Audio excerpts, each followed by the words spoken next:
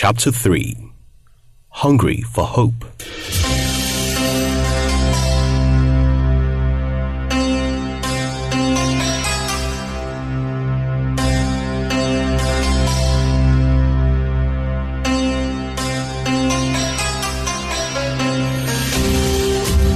Leah watched Jacob and Rachel from behind the tent flap. They were sitting under the shade of a tree some distance from the ranch. Rachel was saying something, a silly expression on her face, and Jacob was laughing seriously. When he brushed Rachel's cheeks with the back of his palms, the girl gawked at him like he was a Persian prince come down from his chariot to rescue her. Leah released the tent flaps and sat slowly, placing a hand on her throbbing chest. She gazed at her reflection in the polished brass mirror and ran her fingers through her silky smooth hair. It was long and dark but thin compared to Rachel's bouncing head of curls. She examined her face. She had her mother's pale complexion and delicate eyes. They speak of wisdom, Mother would say every time she compared it to Rachel's beautiful, bold eyes. How she missed her mother. Beauty is not skin deep. There must be more to a woman than what pleases the eyes. Mother would tell her young girls as they came of age and began obsessing over their appearance. Leah had observed Rachel's transition into womanhood. As though her facial beauty was not enough, her form had filled up gradually until she had more curves to speak of than their mother. Still, she maintained a slender waist and figure. Soon, Rachel was the attraction of every man and the envy of young women. They all spoke of the famous shepherdess of the house of Laban until it became as though Rachel were the only daughter born to father. But something about Jacob made him seem different from the others. Leah picked up a skin of water and marched to where her brothers stood at the ranch. She tightened her hold on the water skin, pondering how she would go about shifting his attention. Surely a man so devoted to his God and so skilled in his work would desire a more homely woman. Rachel was wild. Water to cool your heads? She said. Her brothers immediately seized whatever conversation they were having on her arrival. What is it? She forced her lips to maintain a smile, doing all she could to avoid looking in the direction Rachel and Jacob sat. Hasn't she heard? Nahor whispered, looking confused. Peleg nudged him to be silent. They all went about their business except Nahor, who stood staring at her with what looked like pity on his face. Heard what? They ignored her. Heard what?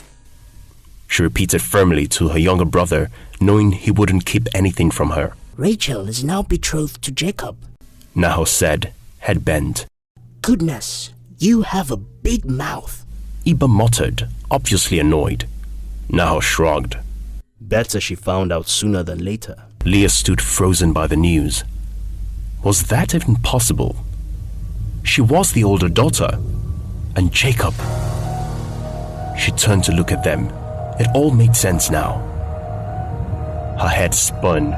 She abandoned the water skin and ran to find father. How could you, father? Leah cried uncontrollably. She found herself wedged between two hurts. Her father's inconsideration of her feelings and Jacob's choice of Rachel over her. But what had she expected? He was a man driven by the same passions as the rest. Can't you see? You have stamped me as rejected before all. They will all think there's something wrong with me. Nonsense, Leah. There is nothing wrong with you. It isn't entirely unheard of to betroth the younger sister before the older. Leah burst out again in despair. She could have recovered easily from Jacob's rejection, but the idea of her younger sister settling before her drove the hurt deeper. This is for the best, child. I did this for the good of the family. Jacob is very valuable to us. She knew what he meant. Father couldn't afford to lose Jacob. This blessing thing he carried and spoke of was undeniable, but she was his daughter. Perhaps We should be better devoted to Yahweh since we so covet his goodwill. Her tone surprised even her, but father remained calm. Oh, nonsense. Those pompous Hebrews hold on to the notion that Yahweh favors them specially. Laban shrugged. There is no telling what exactly they do to appease him. Father knew complete devotion to Yahweh like the Hebrews would mean forsaking their ancestral idols. But consider this, Leah.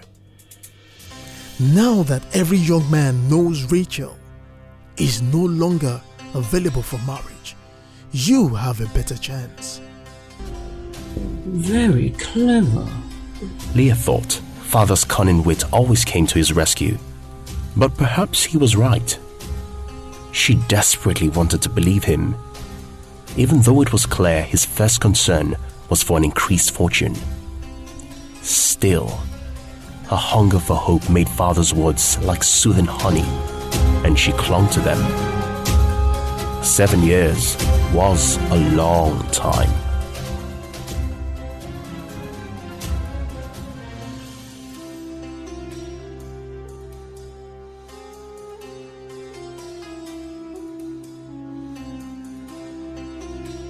"7 years later, the very sight of Jacob irritated Laban nowadays. The young man sat across from him with that mystical gaze on his face. Laban knew what was coming. The agreed 7 years were up, and his younger daughter would have to be given away before the older sister. Perhaps the betrothal should have been kept secret. Word had spread quickly, and many men avoided Leah, concluding she must have some physical infirmity. The years went by, and Laban was now left in a difficult position. Jacob was all too aware, but his eagerness for his wife would suppress any form of sympathy. Uncle, I must remind you that in a week, I would have worked 7 years for you. Indeed, they seem to me like only a few days, for the love I have for Rachel is too great. Yes, we must make preparations for the great day. What could be done about Leah? No need singing a praise to Jacob. He had walked 7 years. Initially, Laban thought the young man would request for more before the 7 years were up. Now it was clear what his one valued possession would be. But this time, I have things under my control.